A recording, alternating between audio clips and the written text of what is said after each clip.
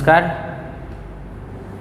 જોઈએ આપણે ટોપિક આજે આગળ સંપર્કમાં રહેલા પાતળા લેન્સનું સંયોજન. હવે બે લેન્સ એકબીજાના સંપર્કમાં હોય ત્યારે સંપર્કમાં રહેલા લેન્સ માટે કેન્દ્ર લંબાઈ કેટલી મળે, એમનો પાવર કેટલો હોય અને એમની મોટવણી કેટલી હોય એના વિશે આપણે સમજવાનું છે. સામાન્ય રીતે સંપર્કમાં રહેલા લેન્સની જરૂરિયાતો ક્યારે ઉત્પન્ન થતી હોય તો કે ટેલિસ્કોપની અંદર, માઇક્રોસ્કોપની અંદર અલગ અલગ પ્રકાશીય ઉપકરણો હોય એની અંદર લેન્સના સંપર્કની જરૂર હોય. સંપર્ક કરી અને લેન્સની કેન્દ્ર લંબાઈ, પાવર, મોટવણીઓમાં અલગ અલગ ફેરફાર કરી શકાય અને એ ફેરફારને અનુરૂપ આપણે જેવી ઈચ્છા હોય, જે કેન્દ્ર લંબાઈની જરૂર હોય, જે પાવરની જરૂર હોય એ પ્રકારનો લેન્સ આપણે તૈયાર કરી શકીએ. એના માટેથીને લેન્સનો સંપર્ક કરવામાં આવે, એકબીજાની સાથે કનેક્ટ કરવામાં આવે. હવે આપણે એનું સૂત્ર મેળવવું છે સંપર્કમાં રહેલા લેન્સનું સંયોજન. તમે બરાબર ધ્યાનથી જોજો. હું અહીંયા એક આકૃતિ દોરું છું. ધારો કે અહીંયા બે લેન્સ દોરું છું. બંને પાતળા લેન્સ છે. આ એક લેન્સ એ અને બીજો એક લેન્સ બી. અહીંયા ધારો કે એક એ લેન્સ છે, આને આપણે એ લેન્સ કહીએ અને આ બાજુવાળો બીજો લેન્સ છે બી. હવે બંને લેન્સ સંપર્કમાં છે. આ બે લેન્સના સંયોજનનું કેન્દ્ર બિંદુ એને હું પી વડે દર્શાવું છું. ધારો કે પહેલો લેન્સ છે એ, એની કેન્દ્ર લંબાઈ F1, બીજો લેન્સ બી, એની કેન્દ્ર લંબાઈ F2. આ બંનેના સંયોજનનું કેન્દ્ર બિંદુ એટલે કે પીથી ધારો કે વસ્તુ યુ જેટલા અંતરે આપણે લઈએ. અહીંયા ઓ જેટલી વસ્તુ છે એ પી બિંદુથી યુ જેટલા અંતરે આપણે લીધેલ છે. હવે મારે આનું પ્રતિબિંબ મેળવવાનું છે. તો વસ્તુમાંથી નીકળતા કિરણો છે એ લેન્સ ઉપર આપાત થશે અને આપાત થઈ અને વક્રીભવન પામશે. અહીંયાથી હું આકૃતિ દોરું તો આવી રીતની આકૃતિ દોરી શકાય. ધારો કે પહેલું વક્રીભૂત કિરણ થયું, આ બાજુ બરાબર લંબ રૂપે સીધું ઓપ્ટિકલ સેન્ટર પીમાંથી પસાર થતું કિરણ લઈ લઉં, કોઈ પણ જાતના વિચલન વગર આગળ વધશે એટલે પહેલા લેન્સને કારણે અહીંયા પ્રતિબિંબ મળશે અને આ પ્રતિબિંબને હું I1 નામ આપું છું. હવે જોજો, પહેલા લેન્સને કારણે મળતું પ્રતિબિંબ અંતર છે એને આપણે V1 કહીએ. હવે ઓરિજિનલી પહેલા લેન્સને કારણે એટલે કે આ એ લેન્સને કારણે મળતું પ્રતિબિંબ આ ખરેખર આભાસી પ્રતિબિંબ છે. આ પ્રતિબિંબ બીજા લેન્સ માટે વસ્તુ તરીકે વર્તે. આ કોન્સેપ્ટનો ઉપયોગ કરી અને આપણે સંયોજનને કારણે મળતું પ્રતિબિંબ મેળવવાનું છે. તો સંયોજનને કારણે મળતું પ્રતિબિંબ આપણે લઈએ તો સામાન્ય રીતે આ રીતે આપણને પ્રતિબિંબ મળશે અને છેલ્લું પ્રતિબિંબ અંતર આપણે કહીએ V. જોજો બરાબર, આનું લખાણ કરવું હોય તો તમે આ રીતે કરી શકો. પહેલો પોઈન્ટ તમે એવું લખી શકો કે આકૃતિમાં દર્શાવ્યા પ્રમાણે F1 કેન્દ્ર લંબાઈવાળો એ લેન્સ અને F2 કેન્દ્ર લંબાઈવાળો બી લેન્સ લીધેલો છે. આ બંને લેન્સનું સંયોજન આકૃતિમાં દર્શાવેલું છે. બંને પાતળા લેન્સ છે. બંને લેન્સના સંયોજનનું કેન્દ્ર બિંદુ છે પી. પી બિંદુથી યુ જેટલા અંતરે વસ્તુ લીધી છે O. હવે પહેલા લેન્સને કારણે વસ્તુનું પ્રતિબિંબ રચાશે I1. આ પ્રતિબિંબ આભાસી પ્રતિબિંબ અથવા તો આભાસી વસ્તુ તરીકે બીજા લેન્સ માટે કાર્ય કરશે. એટલે બીજા લેન્સ માટે આભાસી વસ્તુ અંતર V1 થઈ જશે અને જેને કારણે ફાઇનલ પ્રતિબિંબ મળશે આપણને V. હવે આપણે આગળ લેન્સ માટે ગાઉસનું સમીકરણ મેળવી ગયા અથવા તો લેન્સનું સૂત્ર આપણે મેળવી ગયા. 1/V - 1/U = 1/F. હું એ લેન્સ માટે સમીકરણનો ઉપયોગ કરું. એ લેન્સ માટે સમીકરણ એ લેન્સ માટે ઉપરના સમીકરણનો આપણે ઉપયોગ કરીએ એટલે 1/V. હવે સમીકરણ ઉપરથી સમીકરણ આપણે મેળવીએ છીએ એટલે સંજ્ઞા પદ્ધતિનો ઉપયોગ કરવાની જરૂર નથી. બરાબર ધ્યાન રાખજો, સમીકરણ ઉપરથી દાખલા ગણતા હો ત્યારે સંજ્ઞા પદ્ધતિનો ઉપયોગ કરવો કમ્પલસરી. અત્યારે સંજ્ઞા પદ્ધતિ વાપરવાની જરૂર નથી. હું વી એટલે પ્રતિબિંબ અંતર, તો પહેલા લેન્સને કારણે મળતું પ્રતિબિંબ અંતર, ધારો કે આ પહેલો લેન્સ એ છે એને કારણે મળતું પ્રતિબિંબ અંતર છે V1, એટલે સમીકરણ લખું છું અહીંયા 1/V1 માઇનસ પહેલા લેન્સને કારણે વસ્તુ અંતર અથવા તો પહેલા લેન્સથી વસ્તુ અંતર છે u, એટલે 1/V1 minus 1/u is equals to પહેલા લેન્સની કેન્દ્ર લંબાઈ f1 એટલે 1/f1. હવે બી લેન્સ માટે ફરીથી સેમ જેમ હતું એમ જ આ બી લેન્સ માટે સમીકરણનો ઉપયોગ કરતા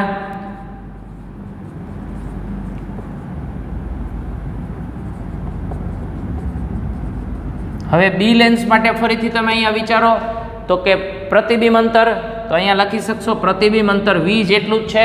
આ બી લેન્સ અથવા તો બીજા લેન્સને કારણે પ્રતિબિંબ અંતર છે v, બીજા લેન્સ માટે વસ્તુ અંતર છે v1, એટલે 1/v minus 1/v1 is equals to બીજા લેન્સની કેન્દ્ર લંબાઈ f2, એટલે સમીકરણ 2. હવે હું સમીકરણ 1 અને 2 નો સરવાળો કરું. આ સમીકરણ 1 અને સમીકરણ 2 નો સરવાળો કરતા હવે 1 અને 2 નો સરવાળો કરીએ એટલે અહીંયા 1/v1 minus 1/u plus 1/v1 minus 1/v1, એટલે અહીંયા જોજો બરાબર v1 નીકળી જશે તો સરવાળો કરશે એટલે આવું વધ્યું, પહેલાંમાંથી આ નીકળી જવાના છે 2 સ્ટેપ, આ પ્લસ છે આ માઇનસ છે, તો હવે વધશે કેટલું, આ એક પ્લસવાળું સ્ટેપ વધશે, એક વધશે માઇનસવાળું, એટલે હું ડાયરેક્ટ લખું છું 1/v માઇનસ 1/u. આ માઇનસ 1/u છે તો આ માઇનસ 1/u, આ પ્લસ 1/v છે તો આ plus 1/v is equals to અહીંયા થઈ જશે 1/f1 પ્લસ 1/f2. અહીંયા સમીકરણ એ ઉપરથી તમે કહી શકો, અહીંયા લખવું હોય તો ફરીથી લખી શકાય, સમીકરણ એ પરથી કહી શકો 1/v minus 1/u is equals to 1/f, તો 1/f is equals to 1/f1 plus 1/f2, આને કહું છું સમીકરણ બી. એટલે સંપર્કમાં જ્યારે લેન્સ તમે રાખો, એટલે સંપર્કમાં 2 લેન્સ રાખ્યા છે, એક લેન્સની કેન્દ્ર લંબાઈ f1 છે, બીજા લેન્સની કેન્દ્ર લંબાઈ f2 છે, તો સંયુક્ત લેન્સની કેન્દ્ર લંબાઈનું સૂત્ર તમારી પાસે થઈ ગયું 1/f બરાબર 1/f1 પ્લસ 1/f2. ધારો કે અહીંયા 5 લેન્સ રાખી દીધા હોત સંપર્કમાં, તો કેન્દ્ર લંબાઈનું સૂત્ર શું થાત 1/f1 plus 1/f2 plus up to 1/f5 સુધીનું. હવે 1/f એટલે થાય છે પાવર, તો હું અહીંયા સૂત્ર લખી શકું power p is equals to p1 plus p2, એટલે તમને સંપર્કમાં લેન્સ રાખેલા હોય તો એના સંયોજનનો પાવર છે એ બંને પાવરના સરવાળા જેટલો થાય, કારણ કે 1/f is equals to p. હવે એટલું તમને ક્લિયર છે. અહીંયા આપણે બહિર્ગોળ લેન્સ લીધા છે, બહિર્ગોળ લેન્સ લઈએ તો બહિર્ગોળ લેન્સની કેન્દ્ર લંબાઈ કેવી મળવાની છે પ્લસ, અંતર્ગોળ લેન્સ લીધા હોત તો અંતર્ગોળ લેન્સની કેન્દ્ર લંબાઈ થાત માઇનસ. એટલે બહિર્ગોળ અંતર્ગોળ લેન્સ માટે આ બધા સૂત્ર આપણે મેળવી શકીએ. મારે હવે સંયુક્ત મોટવણી કેટલી હોય ને એ મેળવવી છે. જોજો બરાબર, મોટવણી એટલે ખરેખર શું, તો કે મોટવણી ઇઝ ઇક્વલ્સ ટુ h' અથવા તો v/u. હું પહેલા લેન્સ માટે લઉં ને m1, તો પહેલા લેન્સ માટે પ્રતિબિંબ અંતર શું છે તો કે v1, એટલે અહીંયા v1/u. બીજા લેન્સ માટે મોટવણી લઉં તો પ્રતિબિંબ અંતર શું છે v, તો v/u. જોજો બરાબર, ફરીથી v/u એટલે વસ્તુ, બીજા લેન્સ માટે પ્રતિબિંબ અંતર v છે, બીજા લેન્સ માટે વસ્તુ અંતર છે v1. હવે હું બંને લેન્સની મોટવણી આવું લખું છું m1 ઇન્ટુ m2 કરું છું, તો અહીંયા આવું થઈ જશે v1/u ઇન્ટુ v/v1 કેન્સલ થઈ જશે, એટલે થઈ ગયું v/u. એટલે અહીંયા m1 into m2 is equals to v/u, તો સૂત્ર કોનું થઈ ગયું મોટવણી mનું, એટલે અહીંયા લખી શકાશે મોટવણી m. આનો મતલબ એમ કે 2 લેન્સ સંપર્કમાં રાખીએ તો એની સંયુક્ત મોટવણી એટલે કે m સંયુક્ત મોટવણી કેટલી થાય, તો કે દરેક લેન્સની મોટવણીના ગુણાકાર જેટલી થાય. આ સંયુક્ત મોટવણીનું સૂત્ર, પહેલા લેન્સની મોટવણી m1 બીજા લેન્સની મોટવણી M2, એટલે સંયુક્ત મોટવણી M કેટલી મળી ગઈ આપણને? તો કે બંને મોટવણીઓના ગુણાકાર જેટલી. તો મિત્રો આ થઈ ગયો આપણો ટોપિક, સંપર્કમાં રહેલા પાતળા લેન્સના સંયોજનનું સૂત્ર. અત્યંત સરળ ટોપિક છે, એક વખત બરાબર ધ્યાનથી વાંચશો એટલે તમને ઇઝીલી આવડી જશે, ગૂંખવાની જરૂર નથી, ખાલી કોન્સેપ્ટ સમજી લેશો એટલે ટોપિક ક્લિયર થઈ જશે. જોઈએ એના પછીનો દાખલો. હવે જોવાનું છે આપણું ઉદાહરણ 9.9. આકૃતિમાં દર્શાવેલ લેન્સના સંયોજન માટે પ્રતિબિંબનું સ્થાન મેળવો. હવે લેન્સનું સંયોજનવાળી થિયરી હમણાં જ આપણે જોઈ ગયા. હવે અત્યારે જોજો બરાબર સંયોજનમાં કઈ રીતના લેન્સ આપેલા છે. તો કે એક બહિર્ગોળ લેન્સ છે, અંતર્ગોળ લેન્સ અને ફરી પાછો બહિર્ગોળ લેન્સ છે. હવે લેન્સના સંયોજન માટે તમારે શું મેળવવાનું છે? તો કે સંયોજન દ્વારા મળતા પ્રતિબિંબના સ્થાન છે એ મેળવવાના છે. હવે પહેલા લેન્સ માટે આપણે જોઈએ ને અહીંયા, તો પહેલા લેન્સ માટે વસ્તુ અંતર છે 30 સેન્ટીમીટર. લેન્સની કેન્દ્ર લંબાઈ કેટલી છે? +10 સેન્ટીમીટર. તો પહેલા લેન્સને કારણે પ્રતિબિંબ અંતર કેટલું મળે છે એ આપણે મેળવી લેશું. હવે હું દાખલો ગણતો જાઉં છું આગળ એટલે ખબર પડતી જશે તમને. આપણે એવું લખીએ છીએ અહીંયા, સંયોજનમાં રહેલા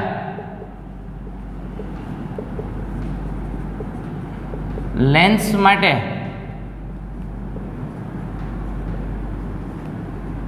ગાઉસના સૂત્રનો ઉપયોગ કરતા અથવા તો લેન્સનું સૂત્ર વાપરતા.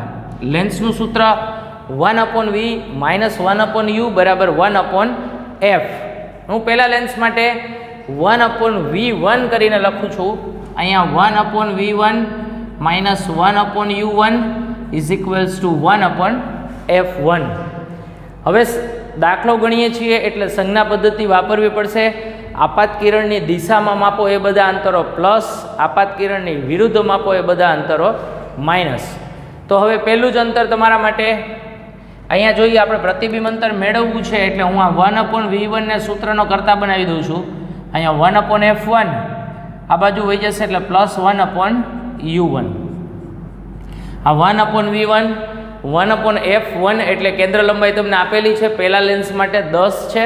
અહીંયા હું કેન્દ્ર લંબાઈ લખું છું 1/10 પ્લસ, હવે પહેલા લેન્સ માટે વસ્તુ અંતર u1, તો u1 -30 છે એટલે અહીંયા -30 લખીશ એટલે આ માઇનસ ઉપર થઈ જશે. અહીંયા માઇનસ, આ -30 મારે સાદુરૂપ આપવાનું છે. 1/v1 30 લસા લઈ લઈશ એટલે ઉપર થઈ જશે 3 - 1 એટલે 1/v1 બરાબર 2/30 એટલે થઈ જશે 1/15. તો v1 બરાબર થઈ જશે 15 સેન્ટીમીટર. એટલે પહેલા લેન્સને કારણે મળતું પ્રતિબિંબ 15 સેન્ટીમીટર અંતરે છે પહેલા લેન્સથી. એટલે પ્રતિબિંબ અહીંયાથી 15 સેન્ટીમીટર અંતરે મળે છે. તો આ 5 સેન્ટીમીટર છે. 5 સેન્ટીમીટરથી આ બાજુ આગળ હજી કેટલું હશે? 10 સેન્ટીમીટર. તો પહેલા લેન્સને કારણે મળતું પ્રતિબિંબ બીજા લેન્સ માટે વસ્તુ અંતર તરીકે વર્તે. જોજો બરાબર, અહીંયા મળતું પ્રતિબિંબ અંતર કેટલા સેન્ટીમીટરે મળ્યું? 15. 15માંથી બીજો લેન્સ પહેલા લેન્સથી કેટલો દૂર છે? 5. 15માંથી 5 કાઢી નાખો એટલે બીજા લેન્સથી પહેલાનું પ્રતિબિંબ કેટલું હશે? તો કે 10 સેન્ટીમીટરે. એટલે બીજા લેન્સ માટે વસ્તુ અંતર 10 સેન્ટીમીટર થશે.